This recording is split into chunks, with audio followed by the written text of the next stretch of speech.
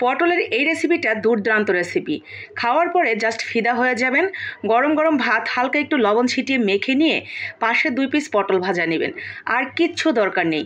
পরানটা ভরে ভাত খেয়ে উঠে যেতে পারবেন, এতটা বেশি মজার।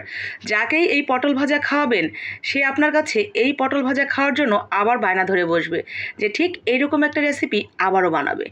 এতটা বেশি মজার এবং সুস্বাদু। তো আমাদের এই পটলের রেসিপি বানানোর জন্য প্রথমেই মসুর ডাল ভিজিয়ে রাখতে হবে। আপনি খেসারির ডালও দিতে পারেন। তো কিছুটা মসুর ডাল ভিজিয়ে রেখে দিলাম।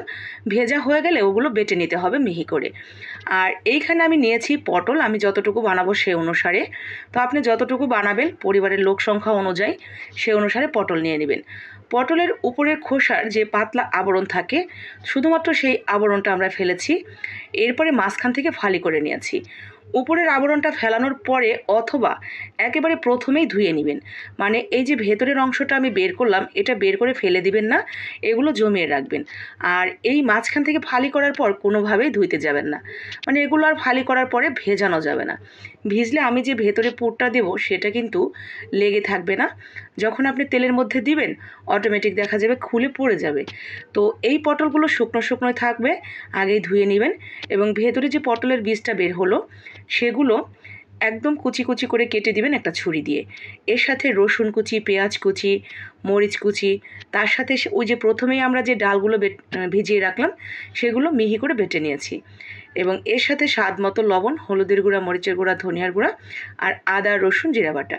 ব্যাস এতটুকু উপকরণ দিলেই হবে। সব কিছু দিয়ে ভালো করে মেখে নিয়ে যেই পটলগুলো আমরা প্রথমেই রেডি করে রেখেছিলাম মাঝখান থেকে ফাঁকা করে, তো সেই ফাঁকা অংশে আমরা এই পুরটা দিয়ে সুন্দর করে ভরাট করে নেব। পটল থেকে যাতে খুব বেশি উঁচু না হয়ে যায় এটা খেয়াল রাখবেন, সমান সমান করেই দেওয়ার চেষ্টা করবেন। তো সুন্দর করে আমরা এইভাবে দিয়ে দিব। অনেকেই আছেন পটলের বীজ খেতে পছন্দ করেন, তারা পটলের বীজ সহই দিবেন। আর যদি মনে করেন যে না পটলের বীজ খেতে আমি পছন্দ করি না, তাহলে বীজগুলো ফেলে শুধুমাত্র পটলের ভেতরে যে সাদা অংশটা থাকে সেটা দিবেন।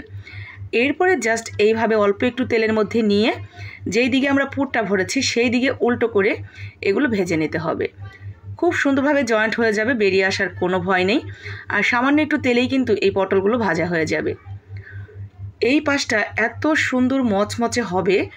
আর পটলের সাথে যে বীজগুলো দিয়েছিলাম আমরা, সেই কামড় দেওয়ার পরে পটলের বীজের কুটুর কুটুর শব্দ, সেই সাথে অসম্ভব মজাদার পুর ভরা এই পটল ভাজা। আপনি গরম গরম ভাতের সাথে কিংবা খিচুড়ির পাশাপাশি যেখানেই খাবেন না কেন দুর্দান্ত লাগবে আপনার কাছে, গ্যারান্টি দিচ্ছি আমি। আর বানানোর দায়িত্বটা আপনার, চট করে বানিয়ে নেবেন বাসায় যে কোনো একদিন। ভালো লাগলে লাইক কমেন্ট শেয়ার করে দিবেন।